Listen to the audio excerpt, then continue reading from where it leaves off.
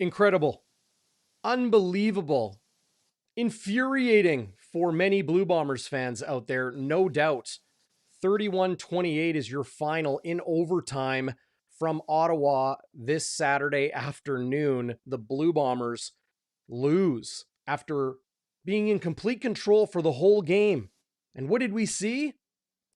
Quarterback Dustin Crum, his first CFL start for a franchise in the Ottawa Redblacks that have had no luck at quarterback for a long, long time. And Crum turned a first half where the offense produced 3 first downs and 44 yards of offense into a second half where they totaled 20 for 23 on the game, first downs, and 411 yards of offense. Dustin Crum showed he is a gamer. And for the sake of the Ottawa Redblacks, they sure hope they can get more of this from their quarterback. But the bigger question, and the one we're going to get to here on Game Day After Dark on Bonfire Sports, is the Winnipeg perspective. Are they lacking a killer instinct? What happened? How did that slip through the fingers of the blue and gold? Lots to get to, lots of emotions, no doubt. Let's bring in Zach Schnitzer, as we always do here on Game Day After Dark. Welcome inside Bonfire Sports. Good to see everybody in the live chat. Let's get into it. Zach, how are you feeling after seeing that thrilling, yet I'm sure for you, infuriating finish in Ottawa? I'm infuriated, Darren. I am so steaming mad at the Bombers for fumbling that away. You talk about slipping through your fingers. I mean, no better example than the touchdown pass that Dalton Schoen drops right through his fingers. Greg McCrae dropped a touchdown pass, a long bomb. Mm-hmm. But even then, they still should have won, Darren. How many things did they have to do wrong to lose that game? We were watching, I watched with my mother-in-law, as I always do, and her partner. We're watching at the lake, beautiful night at the lake. It was raining, now there's a rainbow. You know, even after the pick six, Darren, even only if we were up by 8, I was like, okay, we have the ball. We're just going to run out the clock. This game is over. And even if we have to punt it away, they're not going to be able to run the table, run the field on us like they did. And somehow, they still managed to fumble that game away. I am so incensed. No question. I'm sure everybody inside that Blue Bombers locker room is incensed. And, listening to head coach Mike O'Shea as well as quarterback Zach Collaros a little while ago on the CJOB postgame show, those two individuals, as well as Adam Bighill, they said a loss is a loss and they all stink. They're all terrible. They all feel bad. I get that for the mentality of a football team that needs to go out next week and beat Edmonton at IG Field. Okay. But for us in the media and for everybody out there in Bomber Nation, the fans, they have questions. And I think the most pressing is, why has Winnipeg allowed team after team this season to stay in the football game? They allowed Saskatchewan to stay in the football game. They allowed Hamilton to stay in the football game. Yeah, they handled the Montreal Alouettes 17-3, but that was after a 30-6 loss at home. And the Calgary Stampeders beat them in the first half and then couldn't do anything in the second half, and Winnipeg took control. That's what we saw today from the Ottawa Redblacks. To go from the anemically offensive first half to Dustin Crum saying, I can complete some passes. I can find some open receivers. I can get it done with my legs. And for the Ottawa Redblacks to keep Winnipeg incredibly one-dimensional, entirely one-dimensional on offense. Brady Oliveira was not able to get things going in the run game today. Yeah, he had some big catches and some big plays in the pass game. Doesn't matter, though. Doesn't matter. Sorry, I'm so mad I have to interrupt, Darren. Yeah. It doesn't matter. Bomber fans could tell the entire game the run game wasn't working. Mm-hmm. And so they used play action, and they hit the same play on play action 3 times, where they pulled it Collaros pulled it and threw it out to Schoen or Wolodarski for a first down. The offense, Ottawa came in with a very good run defense, not as good pass defense. And they had some injuries in the secondary, and their middle linebacker was out. Like, the Bombers were scheming well against it. And yet, what do they do? You talk about lack of killer instinct. What do they do when they're trying to run out the clock? It's 2nd and 7 with about just over a minute left. If they get the first down, the game is essentially over because Ottawa's just used their timeout. And the coach, whoever it was, whether it was Buck or approved by Mike O'Shea, and I hate to smear the coaches here, but it was a chicken shit call.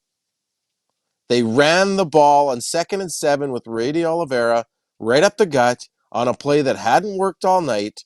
It's not that they ran it, it's when they ran it. And of course, it gets stuffed and they punt it away. Now, they still should have stopped Ottawa on that final drive. I couldn't believe that Ottawa was able to take it down the entire length of the field and then get the 2-point convert. But what are you doing? You're trying not to lose the game. That's the crap we used to see when Lapo was the coach. And that's how they lost all those close games. Trying not to lose. Trying to burn the clock. Trying to make the safe play. Ottawa had all the momentum. They never should have got the ball back. So we remember last week when Winnipeg had that 15-play, 96-yard drive. It was nearly 10 minutes. 96-yard drive. The Redblacks tying score was a 7-play, 94-yard drive, 48 seconds. And look, I want to answer the questions about the Blue Bombers. I want to, provide a little therapy session for the fans out there that aren't feeling so great after seeing their team let that one slip through their fingers. It's almost delicately putting it. They blew it. The Blue Bombers blew it tonight. I want to do that, but I got to give credit where it's due, and that's to Dustin Crum. That guy is a gamer, man. This guy did not quit when he could have. He came out in the second half, and it almost looked like he was renewed with confidence.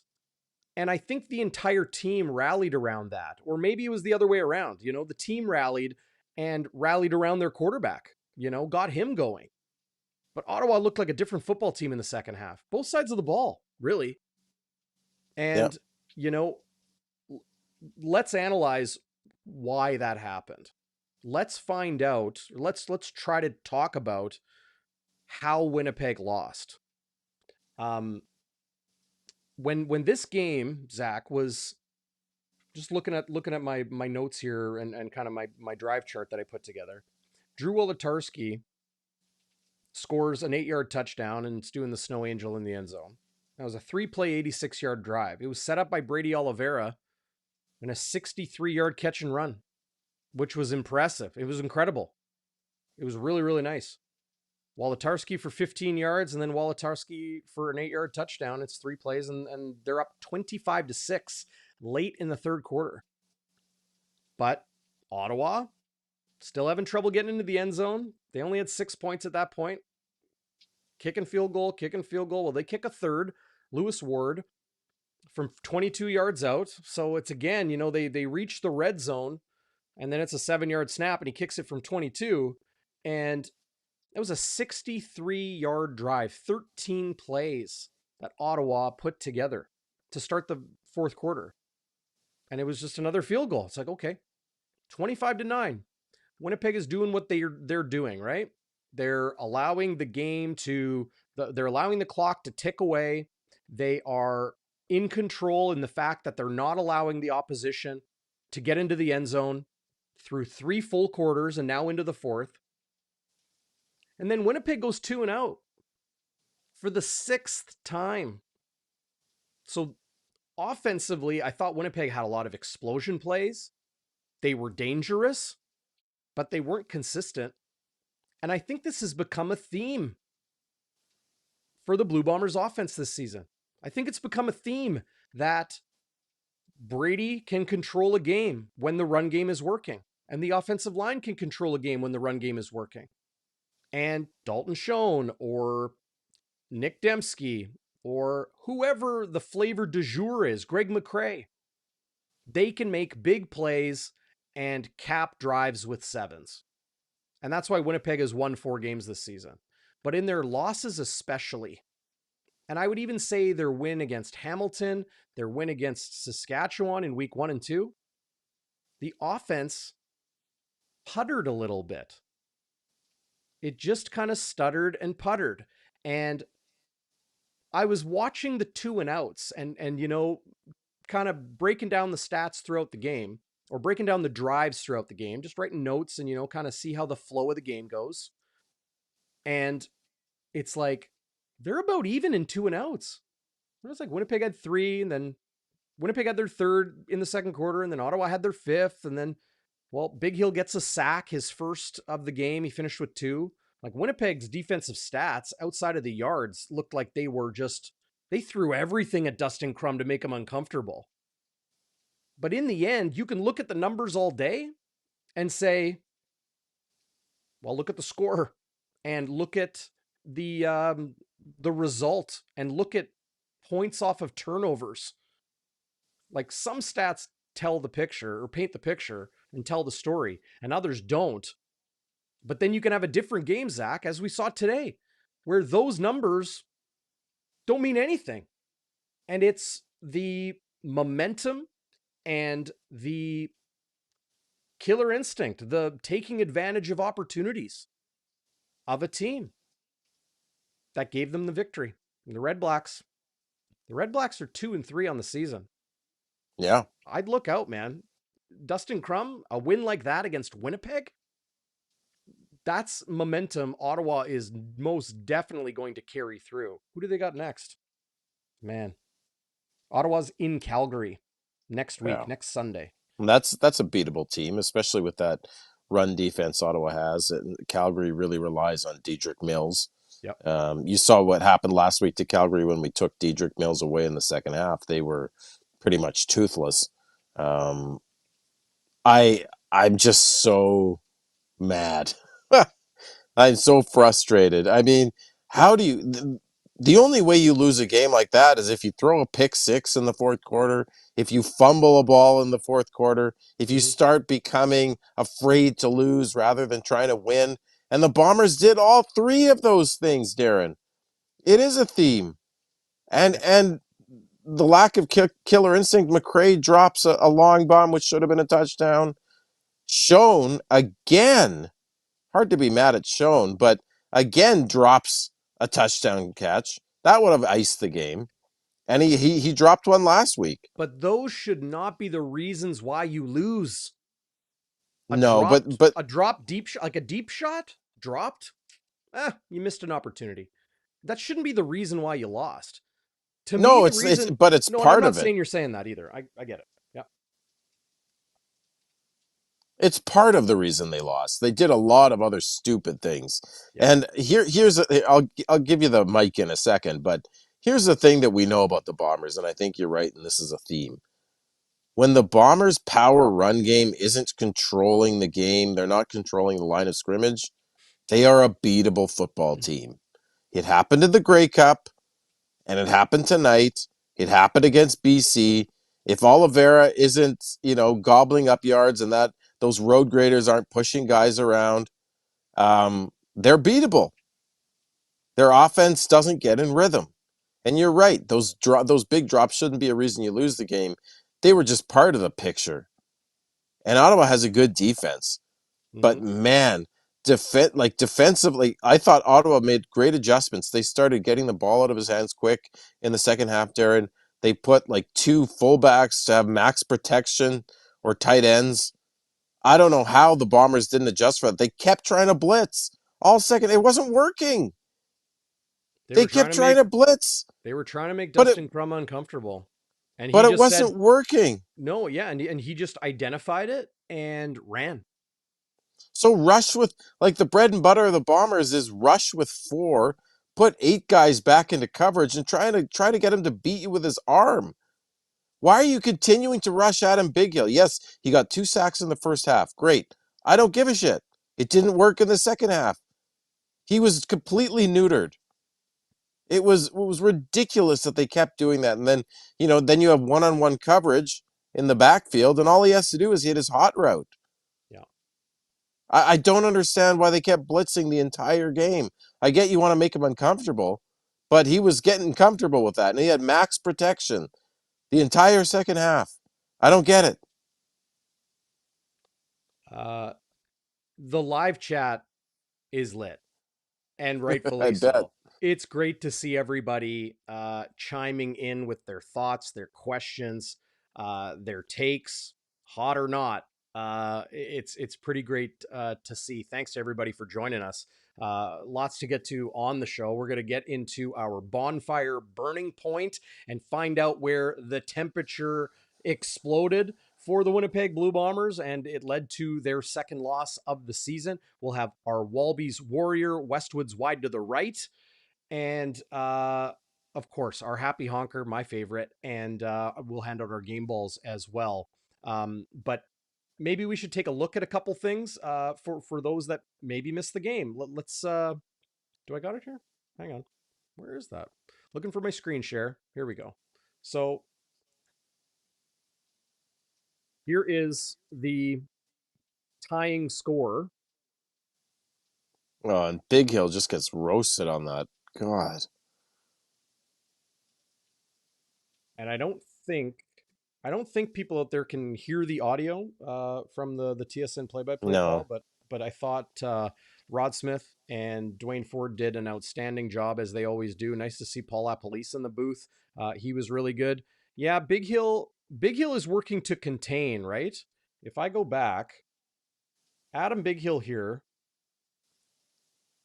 is trying to make sure Dustin Crum doesn't get the edge, because where are all the players? They're on the inside. You might have a DB Fair out enough. here. Yeah. So I think it's not necessarily a bad angle or a bad path to the tackle that he took. He did miss the tackle, sure, but he did not let Dustin Crum get outside, because there's the support, right? Right, but don't you like if you know that I don't want to say the only way he's going to beat you, but you know, probably the way Dustin Crum in his first start in the CFL against the dark side defense, probably the way he's going to beat you is with the run. Don't you put a Mhm. spy on him? Don't you assign somebody to say, look, if he gets outside the pocket and he starts to run, that's what you do. We'll give up a person in coverage. We'll make sure that he can't gash us with the runs like he did. Yeah. No, I hear what you're saying. And, did they put a spy on him? I mean, late in the game? No, because you're in prevent defense. And prevent defense, it's like people are like, oh yeah, when I'm playing Madden and you do prevent defense, there's like nobody around. Everyone's like dropped back. It's not exactly like that, but they're in a very, very deep zone coverage. So no, they're probably not spying the quarterback, because if the quarterback crosses the line of scrimmage, then everybody just loses their guy because he can't forward pass. So, they're not going to beat you deep. But the reality is he did beat them deep, because his arm became enough of a threat. His legs became enough of a threat to open the pass game. And then his arm became enough of a threat to, allow those opportunities for him to gain yards. But another play I think is worth taking a look at, Zach, is this one. And this is the tipped ball and the interception. Brandon Dandridge, who has two of the Redblacks' 6 touchdowns this year, one on special teams, one on defense. And, Zach Collaros has 3 interceptions this year. All 3 have been tipped by the receiver. One was Dembski, one was Bailey, I believe, and this one, Drew Yeah. Wolotarski. Um, you know, tough one to swallow, but that pick 6 made it the 1-score game. And Yeah. again, I go back to the drive charts, right? Like, Ottawa's offense was a different offense in the second half. They came out 8 plays, just 27 yards, but 8 plays, and they put points on the board. So it's 18-6. And Bob Dice, from a Winnipegger, man, a former St. Vital Mustang, right? He said it at halftime. And I retweeted it. I tweeted it out there. I'm like, Bob Dice is right. It's a 2-score game. That's nothing in the CFL. That's nothing. Yeah. And it was 18-6. And then they had 4 plays and they punted. Ottawa's next possession, 13 plays, 63 yards. Uh-oh. That's a nice possession. And they put up another field goal. And then they go 9 plays. And they're down 25-9 to the Winnipeg Blue Bombers in the fourth quarter. So they turn it over on downs because they're going for it. But they put together 9 plays. They're moving the chains. Yeah. They could not create a first down for the life of them in the first half. And then we saw the Brady Oliveira fumble, right? Yep. And that gave Ottawa the football on their own 54. So they had 56 yards to pay dirt and 8 plays, and they're pushing down 25-9 in the fourth quarter, late in the, middle of the fourth quarter, and they turn it over on downs again. But another 8 plays. Yeah. And from there, Winnipeg, you would think, would just suffocate it like they did last week against Calgary. And they run on 1st and 10, that first play, Brady Oliveira, 5-yard run. And then they go for the quick little hitch pass to Drew Wolodarski. And, whether Wolodarski ran the wrong route or didn't run it perfect, or it was a misthrown ball, not on target, behind Drew Wolodarski. So he sticks his hand out to try to get a piece of it, as receivers are taught to do. Because if it just goes free, the DB's just going to read it and snag it. Well, them's the breaks. That's football sometimes. Yeah. And if I could just interject, you talked about having Lapo there. You had the pick six, and Lapo, his analysis was that one was on Wolodarski. That Zach had expected him to come back further to the ball or something. But yeah. It was brutal. Yeah. Okay, keep going with your post-mortem here, Darren. Well, hey, I mean it's your post-mortem, Zach, and Blue Bombers Nation's post-mortem as much as anybody's. Some of the comments here I think are worth talking about. Travis, they fell asleep, no doubt.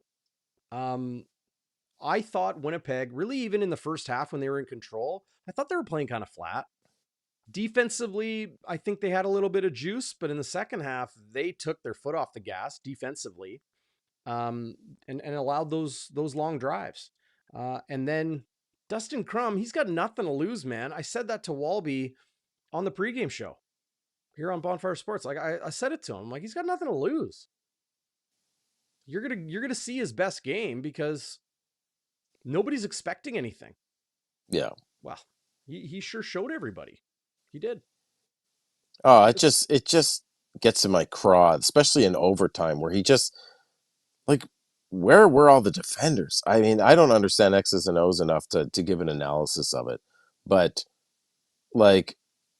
where was the only way Crum was going to really win that game was with his legs, and there was no one there to tackle him. It's like the Red Sea parted. Oh, hey Frank, how you doing, buddy? I miss you. One of our friends from the UK bomber. Yeah, that's right. Hey Frank, how are you? Yeah, from Nottingham, England. I just that just made me sick. I honestly, and my friend Caitlin, who watches religiously and is a season ticket holder, we both were nauseated, sick to our stomachs. I just cannot believe that they. And this is now a theme you say this year, Darren. This has been something that's happened to us a few times. If you look back at 2019, everyone will remember being up on the Argos 20-0, and they came back and beat us 28-27. They'll remember us beating the Alouettes with Chris Streveler at the quarterback, at the controls in 2019. We were up, I think, 37 to 17 or something like that. and we lost in the last second 38-37. Now, those galvanized the 2019 teams to go on that epic, historic Grey Cup run where they were in third place and they went to Calgary and they won. They went to Saskatchewan and they won.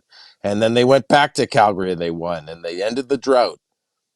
I don't know that this team is the same as that team. I don't know. I didn't think they needed a wake-up call like this. I thought the BC game was the wake-up call, Darren. I didn't think they needed another one. And I hate to say this, on one of Crum's, the first touchdown run to make it a one-score game, I saw what looked like Willie Jefferson just kind of loping around casually. And I don't know if that was just because he was away from the play and I had a bad angle, but where was the killer instinct to put this game away? Give me a break. A lot of people talking about the offensive line maybe not being as dominant as they have been in the past. I get that sentiment. I'm also confused because we saw what they did in the fourth quarter last week and just dictating. So, hey, the Ottawa Redblacks, they got a good coaching staff. They got a good team. Clearly, they got a good team. They just beat Winnipeg. Yeah, Um, they have a very good team, and in the East Division, they will compete and with maybe not Toronto, but with Montreal. and they game planned incredibly well. The defensive game plan was, we're not going to let you run the ball and control the line of scrimmage. And for a while it was, okay, they're going to drop Zach back and he's going to, find Dembski and find Schoen and find McRae and find Brady Oliveira in the pass game, right? Maybe that changed the way Winnipeg's offensive approach came about. But offensively, Ottawa's offense, it wasn't about their game plan as much as it was their halftime adjustment. And you will hear conflicting perspectives on, teams make halftime adjustments. No, teams don't we don't make halftime adjustments. There's no adjustments to be made. We just kind of correct some. Listen, teams make halftime adjustments because you go into a game with a game plan and then the game happens, 2 quarters of it, and you're like, we got to change our game plan. That's an adjustment. So you can say, oh, we're going to correct some things. It's as hyperbolic to say we're going to change everything and adjust everything as it is to be hyperbolic and say we don't make any halftime adjustments. Of course, you change things, you adjust things, and Ottawa's offense, Dustin Crum, man, he must have got a speech from somebody, or he, closed his eyes and took a moment for himself. He came out in the second half and beat the Winnipeg Blue Bombers. He came out and played amazing. Like, he balled out. Dustin Mm-hmm. Crum balled out, and Winnipeg did not. Winnipeg lost this football game. But you got to give credit where it's due, and that is the Redblacks won. I don't want to say Winnipeg lost this game and that's what happened. No, Ottawa won. They came back. They were scrappy. And Dustin Crum, taking advantage. Like Brandon Dandridge pick six. Okay, they're within striking distance. Crum's drive to win the game was 7 plays, 94 yards. And in like 49 seconds. And he gets it into the end Yep. zone. And then in overtime, man, incredible. Incredible It performance. was incredible performance by him to beat the Bombers, to beat the dark side defense. I don't know if we can even call them the dark side defense anymore. I mean, maybe that's heresy for me to say. Maybe I'll get tarred and feathered for saying that, Darren. But is this the dark side defense? Would the dark side defense let a first, like a rookie quarterback starting his first game down 25-9 in the fourth quarter? Would they let him back in the game? I guess they do. I guess they did. They did. And I mean, It's it, some people oh are going to come out of this game and be like, well, it's because the offense turned the ball over a few times. Because the yeah, offense couldn't control the line of scrimmage. The offense couldn't control the play clock. yep, The offense couldn't score late, right? What did they score in the yep. second half? They scored one touchdown. One touchdown. Drew Wolotarski, 3 plays, 86 yards. If it wasn't for Brady Oliveira's 63-yard catch and run to the Ottawa down Yeah, to the Ottawa 23, yeah, that, maybe it, you never know. It could have happened, but that's the reason it did. It was one monster play. yeah. Um, I want to show this. So this is early third quarter, and the Bombers are winning by 15, as you'll see on the screen.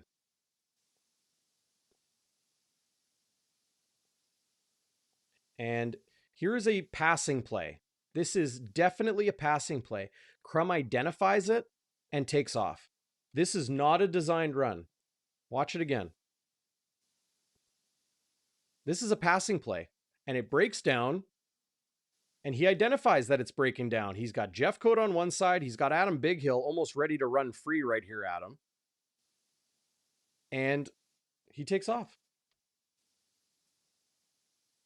And he gets it done. Zach, that was a passing play. No doubt in my mind. And I'm not an Mhm. expert, but I know enough to say this is not a designed run. And that's the key Dustin Crum found. I've seen it in junior football, like with the Winnipeg Rifles. You'll have a quarterback sometimes. This happened recently, and like without saying names, relatively recently. You have a quarterback that wants to throw the football. You have a quarterback that wants to run the offense as it's designed. But at the same time, you have to instill the knowledge in a quarterback to say, sometimes it's not working. And sometimes you want to stay in the pocket, stay in the pocket, stay in the pocket, and deliver. And that half second is the difference between Ryan Leaf and Peyton Manning. It's the difference between Brian Brom and Zach Collaros. Okay? Brian Brom. Oh my Sorry. God. What are you Sorry. doing? You know what I mean? Two Bombers quarterbacks. And giving the quarterback the confidence or the wisdom to say, you're there. Like the coach will say, like, I can't be in the pocket. I can't feel or see what you're feeling and seeing. But you're there and you're smart enough to know when you need to just cut your losses.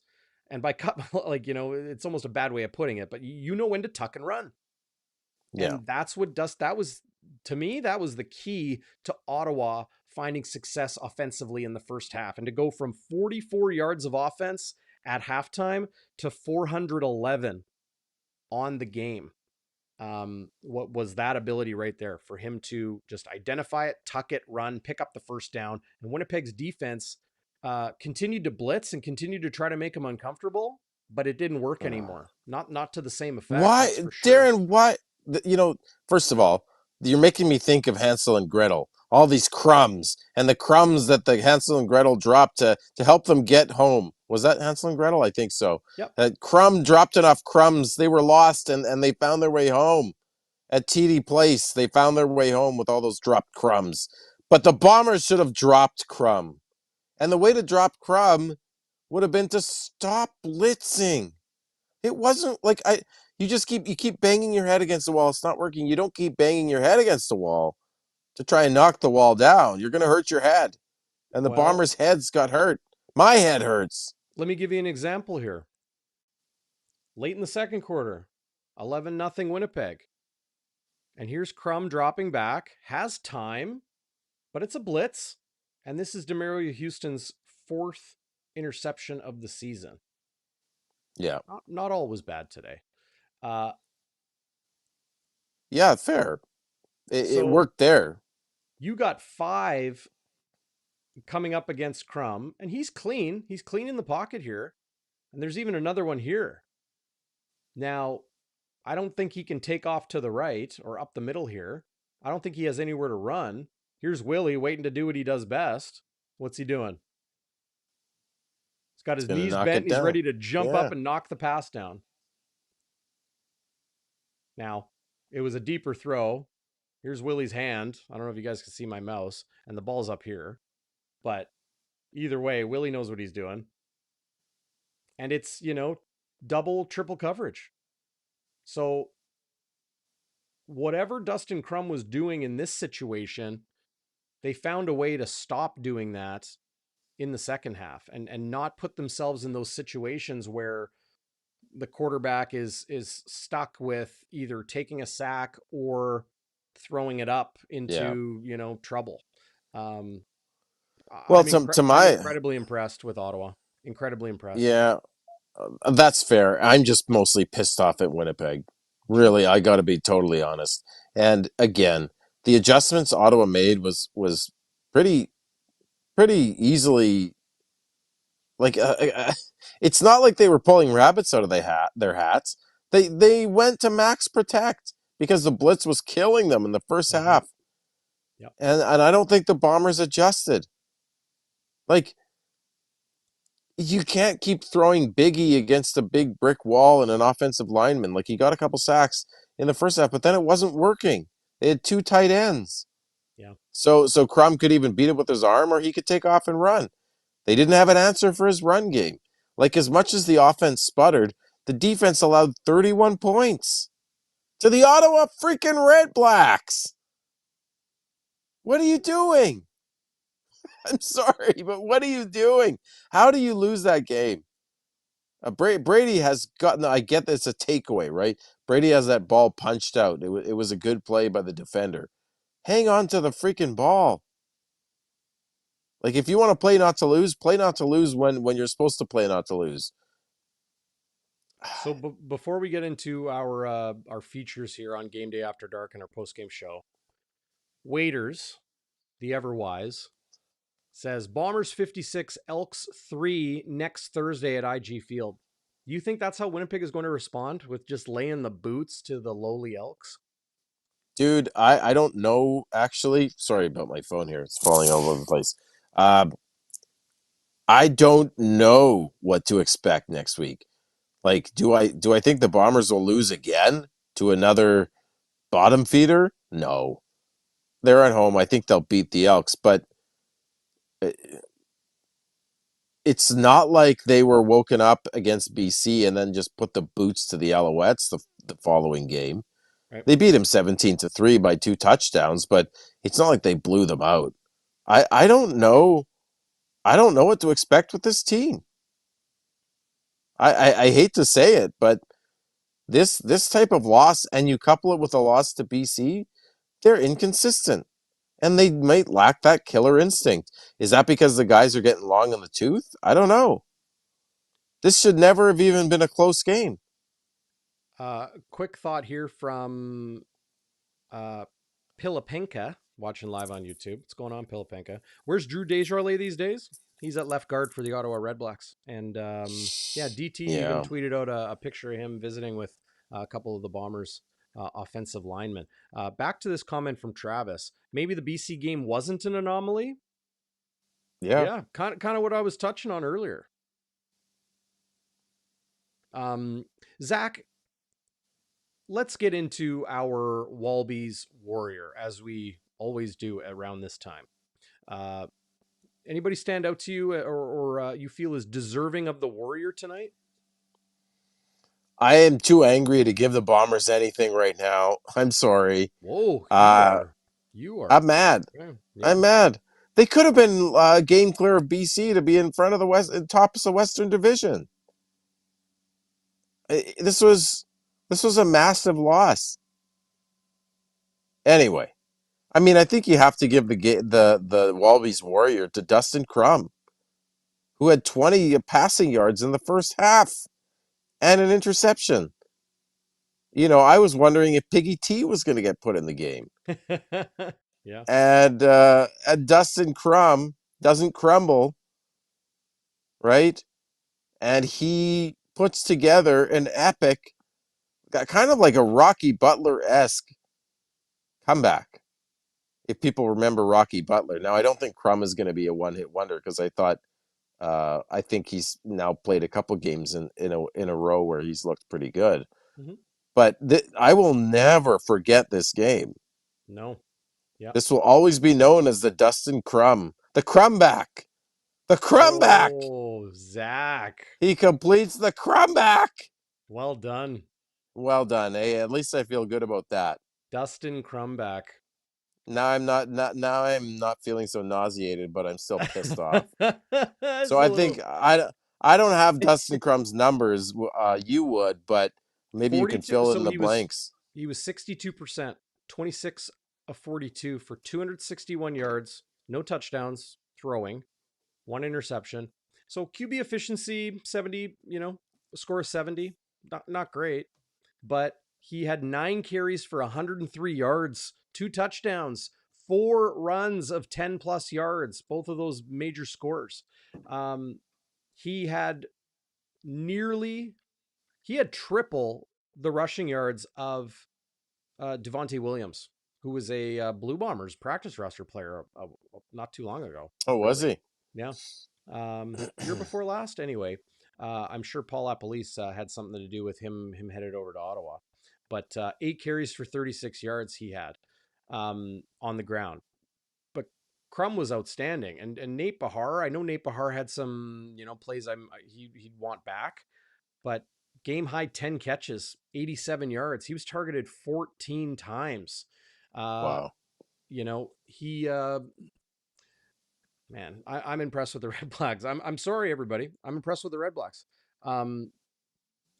Whatever. I agree with you on the Wallabies Warrior. It's Dustin Crum. It's just the way we got. It's the way it shakes out today. Uh, Before we get into Westwood's Wide to the Right, everybody out there, go give the thumbs up if you're watching on YouTube. If you're watching on Facebook, give us a like, share us.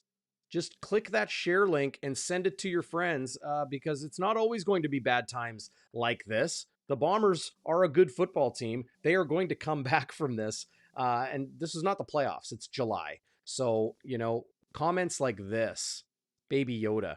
I think it's over, says Baby Yoda, watching live on YouTube. I think the glory days are gone. I have no faith in this team anymore. They're just over the hill.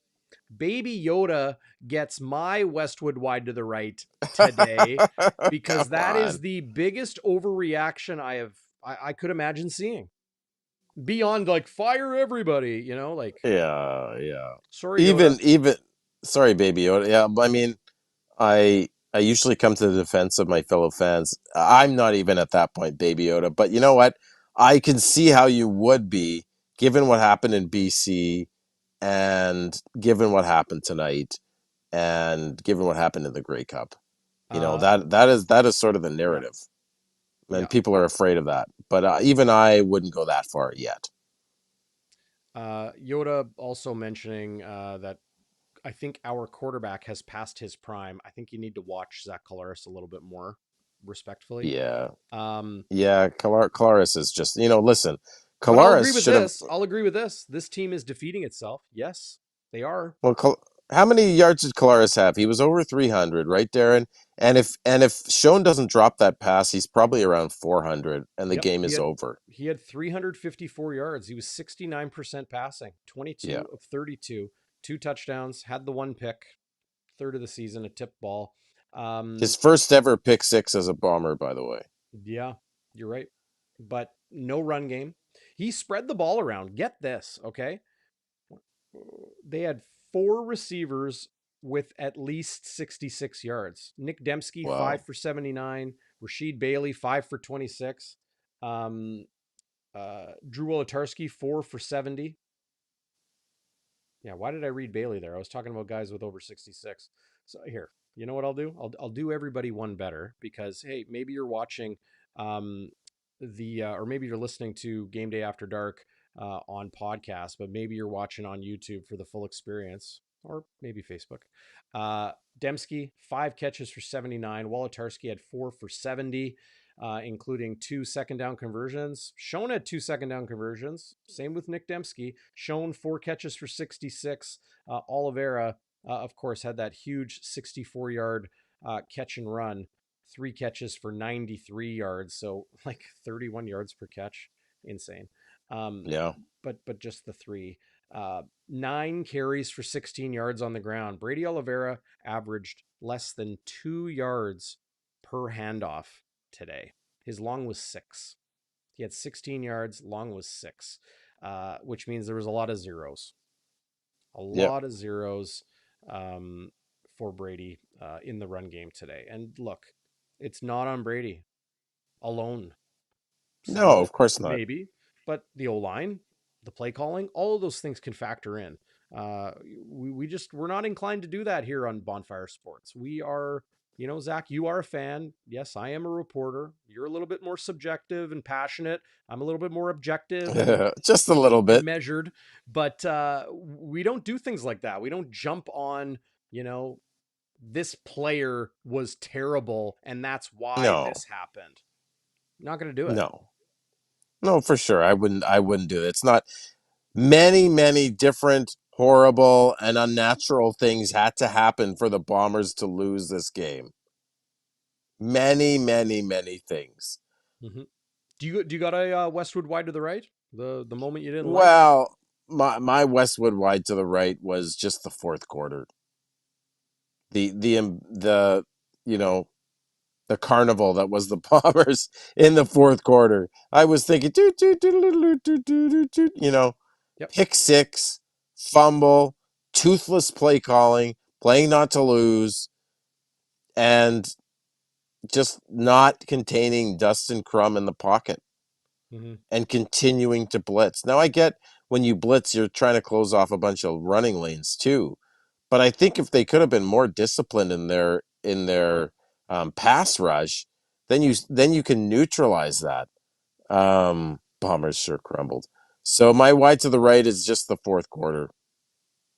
Did they even score a point in the fourth quarter? Was I think their touchdown to Wolotarski was the third quarter, right, Darren? The Uh, yes, you're right. so they're up 25-9 in the fourth quarter, and they get outscored 16-0. Yep, that's right. Uh, that just that's so wide. I don't even know if wide to the right does it justice. It's a kilometer wide to the right, It's a buddy. bobbled snap. Yeah. Now I know I told you, Darren, that we could only go an hour, but I'm willing. I'll say it here. I'm willing to go a little longer because I'm that angry, and I'm sure fans. I'm sure we have enough to talk about.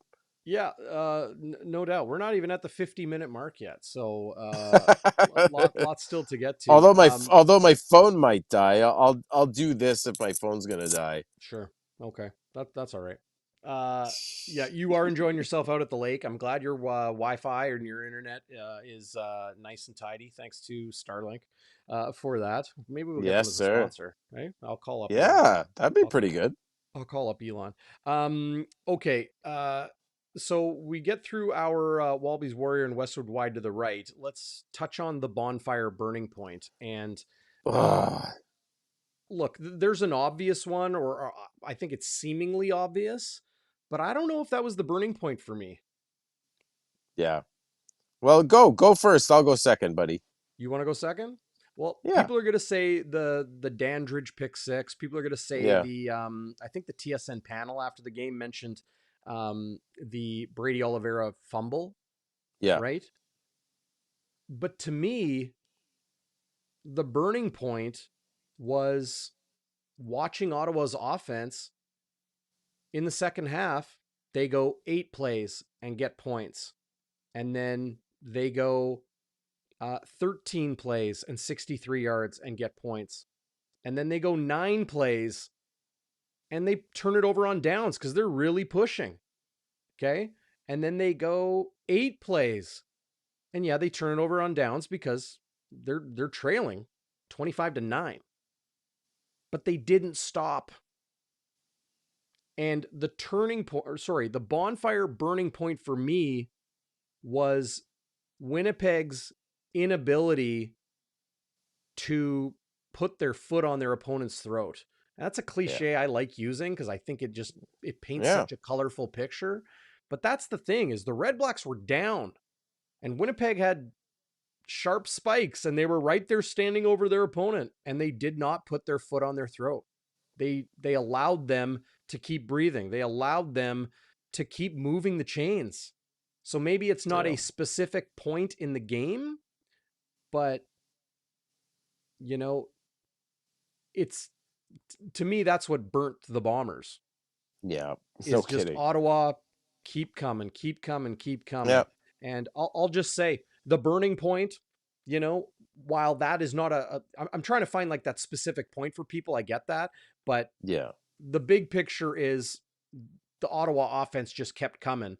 So I'll say the burning point, if I have to pick like a specific one, it was Dustin Crum running the football and tying the game to cap a 7-play, 94-yard drive and then scoring the 2-point to force overtime. That's the moment the Bombers got ultimately burnt, but they Yeah. ignited the flames of their demise throughout the fourth quarter, especially. Yeah. Yeah. For me, the burning point is crystal clear. And maybe this seems silly to people, but the burning point for me was we're up 25-17. We are marching. We had a couple first downs, trying to kill the clock, Sorry. right? We get a couple first downs. We're trying to kill the clock. And um, we go for, first down as a run of 3 yards by Brady Oliveira. And then on 2nd and 7, on a throwing down in the CFL, they call a chicken shit play and run it. I'm sorry. I said it at the time. I just couldn't. I'm not used to seeing the Bombers play scared. And you might say that they were playing to kill the clock and playing conservatively. They didn't think that Dustin Crum could march the entire field on them in what 49 seconds or a minute. Fair enough. But to me, it was the Bombers flinched. And if you say burning point, I'll use the metaphor. Someone poured gasoline on the fire, and the Bombers were standing close to it, and they just jumped back. Right? Instead of dousing the fire, they flinched Mm-hmm. and they booted the ball away, and they gave Ottawa a chance. You know, Zach Schnitzer is the two-time reigning MOP. Was he having the best game of his career? No, but he deserved to have about a 410-yard game at least.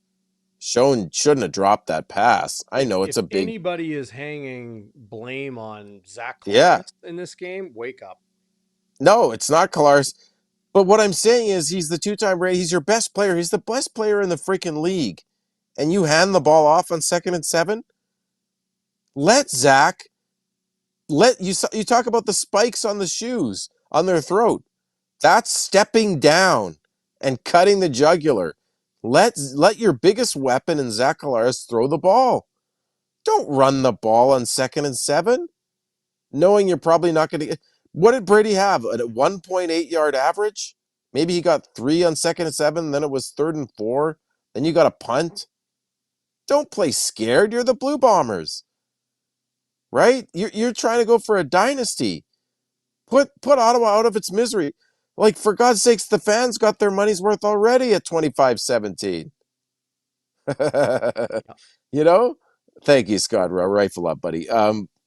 It pissed me off in the moment. Whether or not we would have won that game, um, really, it was inexplicable to me, and it was the first time I've seen this, this iteration of the Bombers with the triumvirate of O'Shea, Walters, and Miller, The Mafia. and the dominance, the Mafia. The first time I've seen them flinch, and maybe people will disagree with my take. Maybe people think that was smart football to try and run the clock out. But and hindsight is 2020 and all that those platitudes, Darren. But to me, that was the burning point. I like it. Well said. Vicky Short is worried about you, Zach. Schnitzy's blood pressure finally coming down. Maybe knowing that Sask is losing might lower it a little bit more. Oh, are they losing? What's Well, the score, Vicky? the I'm just watching a highlight here of Jake Mayer throwing a touchdown to is that Hakanavanu? Yeah, Luther Oh Hakanavanu yeah, back cool. off the injured list. So The Stampeders leading 19-10 with 4 seconds left Okay. in the second quarter. So they're about to go up Okay, 20 to good. 10. Here's the convert. No, yeah, it's good. It's Rene Paredes. I Dude, loved this. did I tell you that I lost all my money? I I bet the Bombers on SIA at -9. Come on. I bet heavy on it. I didn't lose a big amount of money. People, don't worry. I'm I hate how this responsible. comment is blocking your face, Zach, but That's fine. Scott Powell joining us live on YouTube. What's going on, Scott? I saw you saying hi in there a little bit earlier as well. Bomber fan from North Carolina, says Scott Powell. Sweet. If Ottawa doesn't drop, I think means Dalton Schoen, doesn't drop a deep Yeah. pass in the first half, this doesn't go to overtime. Like Bluto said, that defense is good. Figure an offense out. They might be a tough out. Yeah. Oh no, it was a Redblacks drop. Sorry, Darren. Oh, He yes. beat Yes. Houston I'm Scarver. He sorry. beat Houston. I'm And sorry. listen, here's the thing that was funny about the first half is I think the score was what, 18-6? 18-3? Scarver, yeah. Yep. It was 18-3. It actually could have been only 14-10 if they don't take that boneheaded misconduct penalty that would have taken the Bombers off the field, and Prukop never gets that touchdown. Then they only go up 6-0, right? And then if Scarver catches that ball, they get a touchdown, and the Bombers they do get that other touchdown. Um, it would have only been a 14-10 game. That's my bad, It was a Scott. Appreciate that comment though. But yeah, good point by you. It would have been a different game, that's for sure. Well, and Um, if the Red Blacks, instead of trying to go for it and getting it turned over on downs when they got into a red zone twice in the fourth quarter, if they would have kicked field goals, it wouldn't have gone into overtime. Adam Draward So watching live yeah, on YouTube. What's going on, Adam? If anything, blame the offensive line getting worked in the second half and couldn't open up any holes for Brady Oliveira. Um, yeah, I mean, if you're going to blame anybody, you blame the team because the team lost the game and the team collectively didn't do enough. Is the O line part of that? I mean, objective, figuratively and literally, yes. Is their bad play part of the loss? Yes. Yep. But it's Winnipeg had opportunities to win, and they allowed Dustin Crum to walk up and down the field late in the fourth quarter and in overtime. That's not the yeah, Blue Bombers O line. no, Yeah. no. I Uh, think sorry. Just our did. Oh yeah, we each had our bonfire burning point. yeah, Hey, you know what? Let's bring a little levity to it.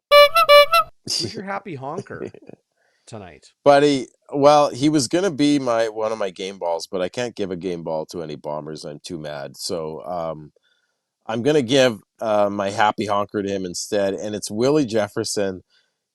People may remember this moment of levity. I think it was in the third quarter, Darren. Um, I think it was short yardage, and before the ball gets snapped by Ottawa, who they're on a short yardage play, I think 2nd and 1 or something. You see a Blue Bomber jersey squeak across the line like they're on a slip and slide. They just slip and slide on their belly Oh forward. yeah. Clearly, like the most offside you could ever see. That was Willie Jefferson, and he was even laughing about it after the play, even though they conceded 5 yards on an offside. But I thought that gave my mother-in-law and David, her partner, a pretty big chuckle. Sarah and David and I were laughing. Luckily, no one choked on their food, but we were laughing because and so was Willie. Yeah. I like that. My happy honker goes to Nick Dembski, who got into the end zone and got a touchdown ball for his new baby daughter. Congratulations to him and There you Nick go. Nick Dembski's fiance. Um, yeah. Hey, maybe the first couple of Winnipeg, we can call them. Yeah, he called her his girlfriend on when he was being Fiance. interviewed, and then he quickly corrected himself. He had Fiance. said fiance because he That's knew right. she was probably watching and wouldn't take kindly to that. What am I, just your girlfriend? Are you kidding me? Look at this ring. What's wrong with you, Nick? Or she probably uh, calls him Nicky. Probably calls him Nicky. You think so? Yeah, probably calls him Nicky. You Hmm. know, the pet names we have with our significant others. He's probably got something more creative than that. Just saying. Maybe. Uh, game balls. Game balls.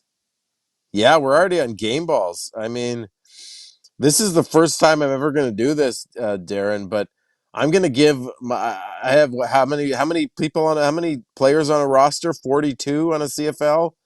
I'm going to Yeah, give what is away it? What is it? 40. 40, 43? Yeah, 42 or 43. They're all for the Redblacks. I mean, this was pissing me off to no end. David, my father-in-law, kept saying, "Oh, it would be nice for Ottawa to be competitive. Oh, good play, Ottawa. We need them to be relevant. I'd rather watch a close game where you're stressed at the end. I don't want to see a Bomber blowout." He kept talking about this, and Sarah and I, my mother-in-law, were getting so mad. Eventually, just like, what? Shut up, David. Eventually, we said, like, shut it. Are you cheering for the Bombers? But listen, I got to give credit to the Redblacks. 43 game balls. I'll give them out to the Redblacks. This team was looking like a bottom feeder. We Mm-hmm. were putting them in the same conversation as Edmonton, who was a complete train wreck. But Yep. somehow this team, and I get a lot of them were Bomber mistakes, but like you said, the Redblacks, they played better in the second half than the Bombers. They crushed us in the second half. Yep. Whether it's Dustin Crum or Scarver or Devontae Williams or Brandon Dandridge with the pick six. Yep. I'm not sure who caused the fumble on Oliveira. Was Oh, it that was was it I got it here. Wakefield? Oops. No, it was a The DB. the fumble was Adam O'Clair. Oh, good for him. Yep. I think he was in the PFF top 5 at his position too. Mm-hmm. So, Pro Football Focus PFF. So I'll give a game ball to all of them, buddy. But the biggest ball goes to Dustin Crum. Pardon? The Crumback, the The Dustin Crumback. the Dustin Crumback. I'll give a game ball to Lynn Reimer, who's watching as she always Yeah. does on YouTube. What's going on, Lynn? She says, smash the like button, people. I completely agree. You get a game ball for that. I don't know if I want to give a game ball to anybody else. I'll give one to you, Zach, for a Mm. couple reasons. Number one, the Crumback, outstanding by you. Outstanding. And number You're gonna two, tweet that. Yeah. early happy birthday, my friend. Game Oh, ball to thank you, you. Zach Schnitzer. You're an Okay. outstanding young man, family man, Blue Bombers fan, content creator on YouTube, and podcaster extraordinaire, and just a really good friend, man. Thank you, and game ball to you. Uh Happy birthday. well, you're a good friend too. The feelings, it's all love between us, and it's all love to Bomber Nation. And If only they this is knew not.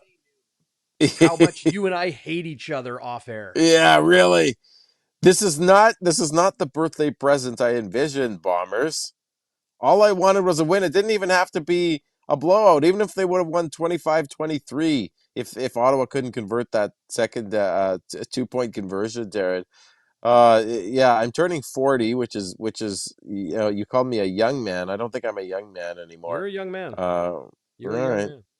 What are you, 41? None of your business. You're not that much older than me, buddy. I'll let people in the live chat guess how old I am. No Googling.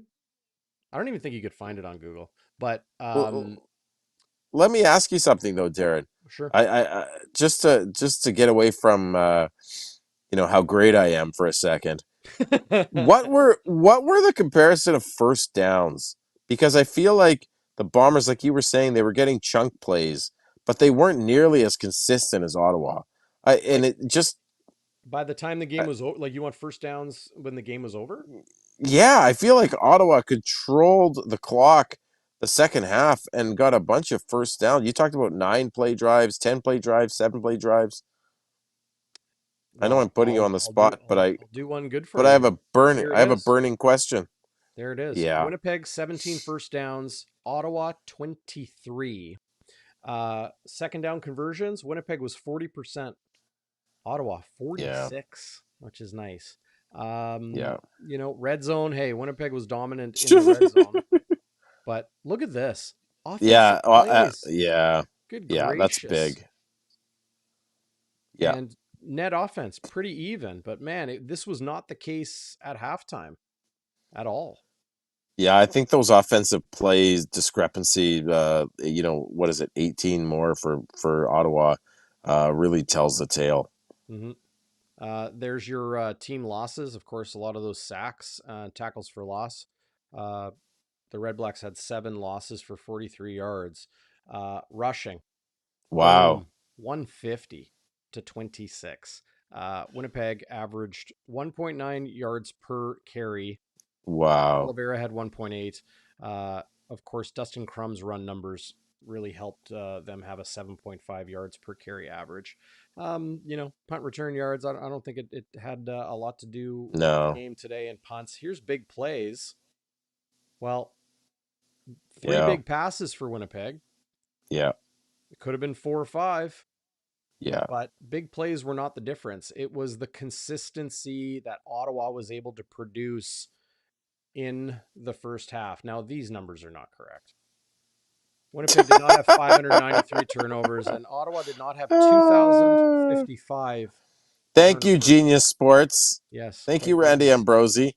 I don't know Um, how they haven't figured that shit out yet. It's well, they'll unbelievable. figure it out. Man, you're loose with your lips today, I tell Oh, you. sorry. Yeah, Sorry. that's all right. Time I'm of pretty possession. I was going to ask you about that. I'm pretty sure this one is correct. It's Yeah. essentially 3-2. 30 minutes for the Red Blacks, 19 minutes for the Blue Yeah. Bombers. That's brutal. That tells a lot of the tale right there. Uh, Totally. part of the tale we need to tell, Zach, is when you're not feeling good, when you're not you're having one of those days. What makes you feel better? A hamburger? Like a venison and boar burger? Venison and wild boar And burger? a bar? Yeah. And Joey Slattery just sidling up to me and us eating our burgers quietly and Hey, just that's enjoying the time together on a Friday afternoon at Shannon's. Yes, sir. Well, Shannon's is now open Fridays for lunch, so you can get your Yeah, weekend baby. started early there this coming week. The Bombers play Thursday, so maybe Friday you want to kick off work a little early and head down to Shannon's. Their food is awesome. As you see on screen, 21 beers on tap. They've got tons of your local brew favorites. Jets and Blue Bombers game day specials. Home games, away games, get down to Shannon's. Food and drink specials every single Jets and Blue Bombers home and away game. Check them out, shannonsirishpub.ca. They're at 175 Carlton Street. If you've never been, they're underneath the streets of downtown Winnipeg. Just a quick Brady Oliveira bubble screen down the block from True North Square. Oh, you can't say Brady Oliveira bubble screen anymore because isn't that the Well, they play didn't where run you've one got? today, so maybe that's what you're going to have to do to get down to But Shannon. is it? Oh, I thought it was a little screenplay where he got fumbled, where they took the ball away from. Now it's just traumatic for me to hear that, but maybe not. Yeah. Well, I'm with Craig Smith, hey, who is literally a professional assessor of talent. Wow. Zach does a great Thank you, job. I Craig. I agree, Craig. That's a nice birthday present. That gives me a little boost. Thank you, Craig. I know you're an evaluator of football talent, and clearly you're a good evaluator of media talent. Clearly. So everybody's giving you lots of happy birthday wishes, which is awesome. Bomber fan says you're at least 50. Uh, Yeah, I feel like I'm 50 right now. yeah, I feel like I aged 10 years. Gregory seems to think I'm 43 years old. He might be right. Gregory is Mm, good with those details. yeah. Andreas is 38. My boy Tommy, 35. Yes, sir. I like that. Uh, So young, so young. Hey Tom, how you yeah, doing, buddy? yeah, it's a bonfire of a question. Um, anyway, I'll digress from that. Um, did you hand out? Oh yeah, you gave your game ball. Yeah, I gave lots of game, but I mean, is oh, it really? Are you now gonna I owe remember. Wilson money now? Because You're I gonna gave oh because I gave out 43 game balls. You're gonna owe Wilson, the football manufacturer, money. yes, Owen Wilson. Owen Wilson. Oh, you'd be Owen Wilson. That's good too. Yeah. So A couple comments I want to bring in here before we wrap things up. First things first, Tao Zen says, happy honker to Zach the B-Day boy. Couldn't agree Thank more. you. T. Konapali, is the Lawler thing a distraction? I doubt it. I agree with you. I also doubt it, Paulie. Comet, could the Blues' issues be more psychological than anything? What do you think about that, Zach? I I think I never thought that could possibly be with a Mike O'Shea coach team. I have Mm, a hard time thinking that's what's going on. Are they, smelling their own flowers? Are they resting on their laurels a little bit? Because that can happen when you're so dominant. I think it's hard to have that killer instinct all the time. yeah. I don't know, because everything the players say suggests that they were taking Ottawa very seriously, and a Mike O'Shea team and locker room would. So I don't know, but maybe even in the best locker rooms, you can't help but a little bit of a have a bit of inertia. So it could be. But I don't think that accounts for enough. I think it may be aging, or they may have been out coached tonight. So this is kind of my take. The Bombers, like, are they smelling their own flowers, as you so colorfully put it? No, I don't think so. I think they've reached a point where they're happy. They're probably. This is my guess. Okay, this is my take. I think the Blue Bombers are at a point where they're learning that they have to win differently than they have in the past. They've been a scrappy, never say die, resilient football team. They've shown incredible resolve when their backs are against the wall to find a way to win, right? Winning in overtime in the Grey Cup. Uh, dominant in the Grey Cup in 2019, but winning on the road in Calgary, winning on the road in Saskatchewan, and then, you know, uh, knocking off a 13 win team in the 2019 Grey Cup. Um, they've they're no longer the team that has to um, fight to win. I think it comes a little bit more naturally. And with that, I don't think it's about them smelling their own flowers or, necessarily lacking a killer instinct. I think it's that they're learning that the way they've won football games for the last number of years is not the same way they need to try to win football games now. BC came into Winnipeg and kicked their ass. Ottawa found a way to hang on and win. Big difference between those two games. Big, big difference. Winnipeg's offense, I think, is the bigger concern right now. Winnipeg's ball control style of game with the occasional big explosion play to put points on the board. I don't know if it is as sustainable or as consistently effective as it has been in years past. Is that an aging O line? Is it play calling? Is it guys making mental errors? Is it drop balls? Could be all of those things. But the defense is the heart and soul of this team. The defense is the engine that runs the Winnipeg Blue Bombers. And, big special teams plays, big plays on offense, they're going to get the shine because they're exciting. It's like Greg McCrae, what a return. Oh, Brady Oliveira, what a run. Zach Clarus, what a throw. For sure. But it's the defense that is the linchpin of their key to success, their path to success, and their machine of being a top tier team in the league.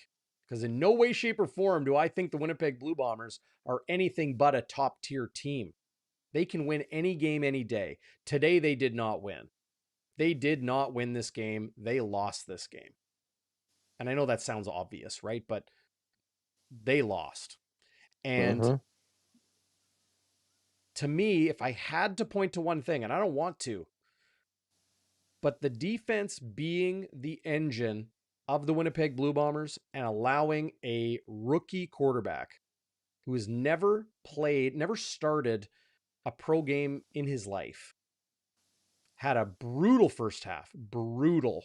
It's about as bad as you like outside of throwing a whole pile of picks. about as bad as you could think. Like 44 yards of offense, 3 first downs. They didn't get a first down until the final, like it was 4.5 minutes, I think, was left of the Yeah. second quarter when they had their Yep. first down. 422. Yep. Yeah. They allowed that quarterback and that offense to scrap their way to a win when the defense has generally been the shut it down. Last week against Calgary, it was the offense that shut it down. It was the offense that put that game to bed. They iced them. They iced them with that 10-minute drive. But today, the offense, today, the defense failed to win and failed in stopping a scrappy gamer of a dude in Dustin Mm-hmm. Crum from putting the team on his back when it mattered most in the final 2 drives of the game to tie it, get the 2-point convert, send it to overtime, and then Winnipeg gets a field goal. That's great. But they won the toss. They got to go second, and there was Dustin Crum scoring when it mattered most. And I'm sure people in our nation, as they refer to themselves, and the Redblacks fans, and everyone across Ottawa and Southern Ontario that pull for that team, are thinking anything is possible right now because they've had Yeah. no luck at quarterback, and now they got a guy that holy shit, look at him. Yeah. So my question, and instead of a final thought, I'll have a final question for you, Mm-hmm. Darrin. How do the Bombers win now? How do they have to win now? Because maybe it's not the power run, maybe it's not the big play on offense. How do they have to win? Complete football. Complete football. Sometimes they'll refer to it as complementary football. And they've done that a few times this year. A 17-3 win over Montreal. That was a dominant defensive game. They didn't let Cody Fajardo and William Stanback do anything. They were dominant. But the offense, like 17 points. It's the CFL. Winnipeg scored more points than that today. Um, but um, they have to play all 3 phases, and not being being without Janarian Grant. We saw Greg McRae bumble a couple of kicks, Yeah. kick returns, right? And I tweeted during the game, it's, he has tools, but he did not return kicks in high school or college, right? He was playing quarterback in high school. He was playing everything in high school, I'm sure, right? Everything on the field. In college, he didn't return kicks, but he prepared himself to it. Well, until it's live bullets between the lines under the lights, with thousands in attendance, you don't know what you got. So, Winnipeg's going to be okay. They're going to be okay without Janarian Grant, and it sounds like they'll be without him for a stretch of time here. Just based on Mike O'Shea's comments, and him being on the 6th game. But how is Winnipeg going to win? To answer your question, they got to do it on offense, on defense, and on special teams. And they need to play 60 gosh darn minutes, Yeah. Yeah. That's well Jeez. said. Ah, geez. This one, it's gonna stick in my craw for days, buddy, until Thursday when we could just wipe this infection clean and Well, just put the boots to the Elks. But well, you know, Tuesday, you and I will get into it again on Bonfire Midweek. yeah, yeah. Again, I don't know if I can rewatch this game, but I think I have enough to say to do a sober second thought. Uh, Couple last questions before we wrap things up here on Game Day After Dark. And I know it's still light out. I know. But it's Game Day After Dark. It's almost more fitting after an embarrassing loss like today. Paul Yeah, Audette, DB, do you think the Bombers are still favorites to win the Cup? Not me, says Paul Audette. I'm not sure. I have a feeling that, like, the favorites, like, according to the odds makers, they probably are still the favorites. If you can find a good number on Winnipeg to win the Grey Cup, like say BC or Toronto have jumped ahead of them and Winnipeg has nice odds, go for it. Put a sprinkle yeah, on it. SIA.com/bonfire. SIA.com/bonfire. Do it, and help support the channel. But yeah, I think they're absolutely still going to be the odds-on favorites. I like this comment, and I want to wrap the show with it. Granny Bomber fan with infinite granny wisdom. Too much pressure on the Bombers to be dominant every game. I think that is something that is important to keep in mind. Winnipeg lost today, and they have to own that loss. It's on them.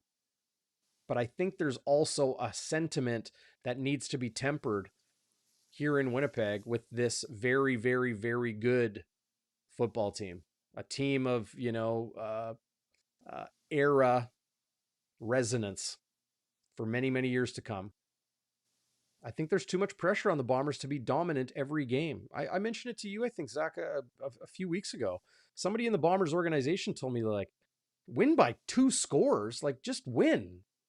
Everybody expects the Bombers to win by 15, win by 10. Like, yeah, that's going to happen. They're going to blow teams out. But it's football. The other team is paid to play. The other team has good players. There's all-stars on Yeah. every team. There's good There's only coaches on 9 every team. teams. Yeah. There's only 9 teams. There's good coaches for sure. Yeah. Do I still think that the Bombers should have? They didn't need to be dominant today to win. They could have just won. But anyway, whatever. It's just my 40th birthday and a game I'll never forget in my entire life, Darren.